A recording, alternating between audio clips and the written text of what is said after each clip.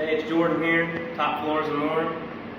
We've got a little bit of a special scenario on our hands today, so I thought I'd explain it to you guys that are trying to do this for yourselves, how much the climate and how much the elements, or really any factor that has to do with epoxy, can detrimentally affect your floor.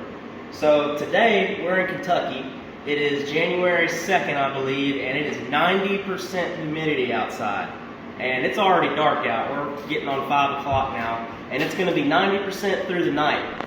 So for us to put epoxy down, we really want it to be below 80%.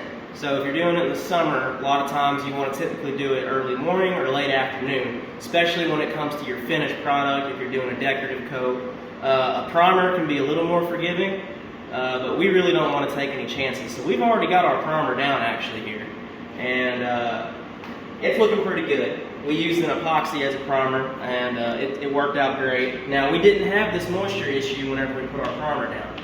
We came in this morning to do our base coat. It's going to be a black, white, and gray floor, a decorative coat.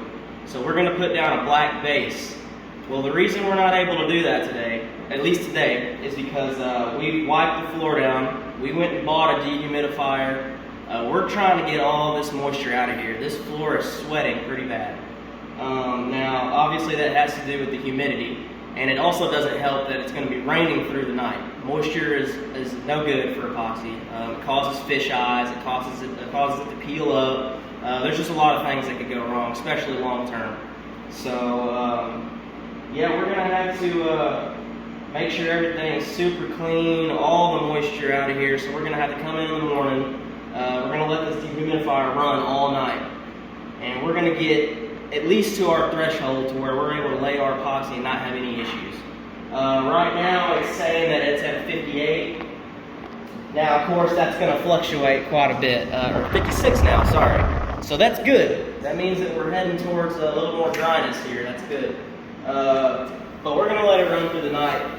As you can see, it looks fairly dry, but when you rub your hand across it, I mean, see if I can, oh, there you go. There's that nice squeak. You don't want to hear that.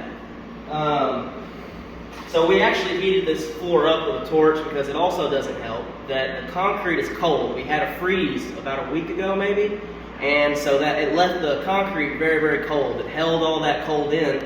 Now all of a sudden it jumps up to 65 degrees and 90% humidity, so what's the floor do? It sweats. Well, we wanted to add a little bit of heat to it because that helps our epoxy move easier, right? So if we're using a trowel, we want it to be almost like water, you know, to where we're able to easily move it across the floor. It glides, it puts an even coat on the floor. Now, if you try and do it when the concrete's super cold, what's going to happen is your epoxy is going to thicken. It may not start to dry, and you may be able to work with it for a while, but it's going to make it to where it's not easy to move. You're going to have to roll it out. What that causes is thin and thick spots. We want a completely even coat throughout the floor. Same thickness, same consistency, I guess you could say. So we heated the floor to try and make it easier for us to move our product. Well, the problem with heating a cold floor when it's already warm outside as it is that made the floor sweat even more. So what we had to do is we had to back off the floor, get our humidifier in, let the humidifier do most of the work, and we did heat up the room, not the floor. We actually put our heat in the air this time, so hopefully that kind of helps keep the climate a little warmer for us, so it's easier to move when we get to it tomorrow. But at the same time, we don't want to let this floor sweat any more than it already is, because condensation is no good, no bueno. So yeah, guys, we're gonna get back at it in the morning, and we'll have a follow-up video for this. But I just want to let you guys know that there's a lot that goes into this, a lot of things that you need to consider.